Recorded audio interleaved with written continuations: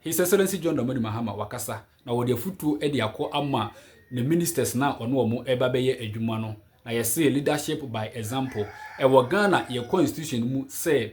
obi ebehudu public office bia wo se otumi edikra no asset sene ebeye a the term of office no ekwawie ya so man no esusu say corruption bi akoso e na bla bomu a auditor general ene na pamfo betumi aye hwehwemu mapa ede afa ho enu ti His Excellency ono na odikan a ewo na mamuomu sese ya no odikan edikra no asset inti enede ya me no ekase eye 18th of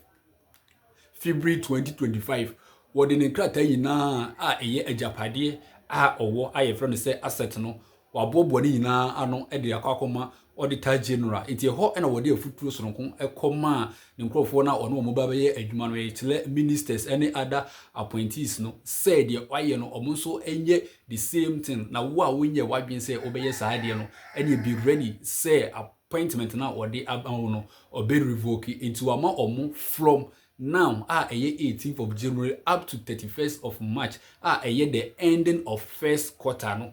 na ode ama omo say ebedru ho no na obia edi na japade a owo anase declaration of asset documents no na ode akwa auditor general sene ebeya se corruption bi ekoso a omobetumi aye ehwehwemu mapa begidi say is a call in the right direction because why wadwen say wona no ebeya adwuma de a osan eka say wo a wanye saade no at 31st of March ebeso no na kire se wonye wadwen say wona no ebeya adwuma eno no saa appointment na wode ama wo no obe revoke na wa repressive amani pa foforo nso aba behye wanemu enti wakasa video no ebo ho menkasa enche mayenko na yenko hwe video no emra Corruption by nature is insidious and thrives under the cover of darkness. The more light that is shown on it, the more likely that it will be fought successfully.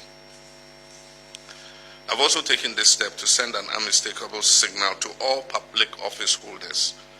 especially those that I have appointed, that I take the declaration of assets very seriously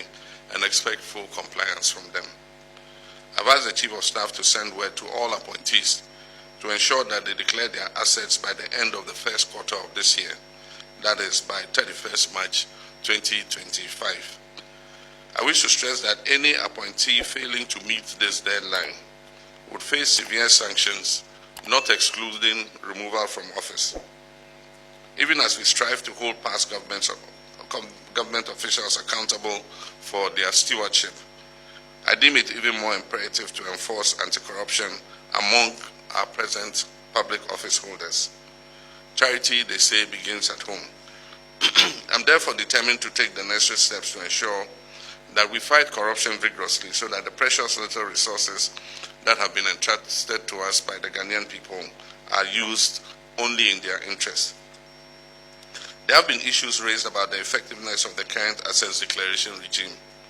We must take advantage of the current constitution review process to strengthen the assets declaration regime to make it more relevant to changing times. I believe that we must move to a regime where the assets so declared can be published before and after public office, so that the phenomenon of unexplained and overnight wealth, obviously earned through the proceeds of corruption, can be checked. I trust that a healthy debate can be had over this issue and consensus built on the way forward, so that collectively we can defeat the unwholesome canker of corruption. I thank you for your kind attention. Thank you. His Excellency John Dramani Mahama wakasa wadi nkomo wadi sefuto no ede akwa ama na appointees no ose wo a wonye ready so be yesa asset declaration no na kire se wonye wadwen se woni no ebeye adwuma me no me hunu se corruption e yade ba ko a ese oman ema oman entumi entumpon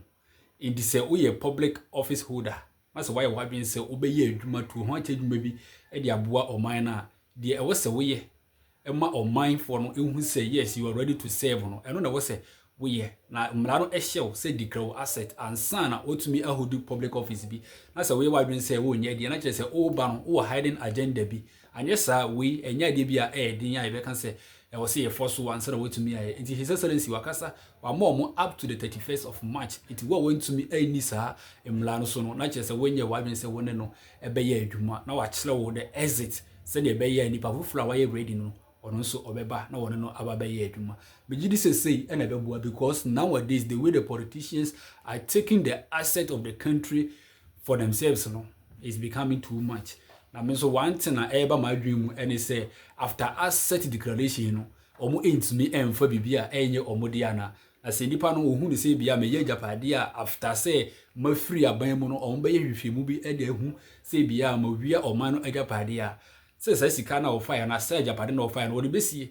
enti so free aban mu be say after 4 years na say after 3 years no na say saa de no be yusu so betumi yusu.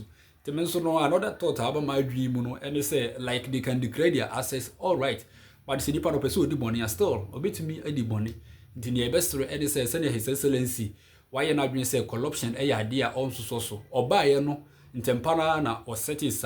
committee na from Urano or more age sa and for a documenta or more isusu say sabe or more afa or mino ejapadia or more yes I muno. Omode those documents no e de comma attorney general into we nyina all year no in order for him to fight corruption effectively enunti na all year we nyina no na ejidi say yen as oman no it me effort corruption na you to corruption asia ebeboa amoman no akonkan oman no ajapade e we say ye de ye bibi na nipa dodo na e benefit no na nipa mienu anase miensa bi na omo ahye kuntunanse na omo ache sika na anase ajapade no na omo afa na omo de aye omo de nti obi beko politics mu only 4 years no sika eni japade a obenya no obi a oye public servant for about 30 years no kura no oni sa japade no ebi nti if politicians are going to be faithful to this country anka megidi se ye nyina ahoto ebeba e de amaye na enkoba se ni paketu abi ana se kuo ketu abi ebe benefit no omo de omo ho eto omo na nipa dodo na na ebre nkrofo no so na omo wo oman mu a omo ebre no omo na omo to aba na omo de sa tumi no ema politicians no na after say the tumi no ebe hye omo nsam no like the 10 even against us omo nti de ebe kan ti sa ho kire bi mpo na ye namu a omo betumi aye hu bibi mpo they think about themselves and their political parties first before even considering the people, the very people la omo to aba no e de ma omo no it is His Excellency wa sha ase obo adwuma obi a e bo na ba so it is say and a bekoso adia kosi wie dia ene anka be kan se wa ya ade but early days yet nti ye mompaye na ye mfa ye nyansa ene ya adwen enta wo mochi na ye mohye omo wal because omo succeed a ebe ma oman Ghana akonkan na se konkan so aye nyina yetimu bi nyi de se obi wo Ghana mem ho be bompaye se oman no and say there be we NPP new we NDC new. Let us put our political parties aside because now election is over. In this bompire say oman no and say na say onya kwan emra oba oman na say be bompire say ense no e na oba be ni nti we ni ewia na no kra no I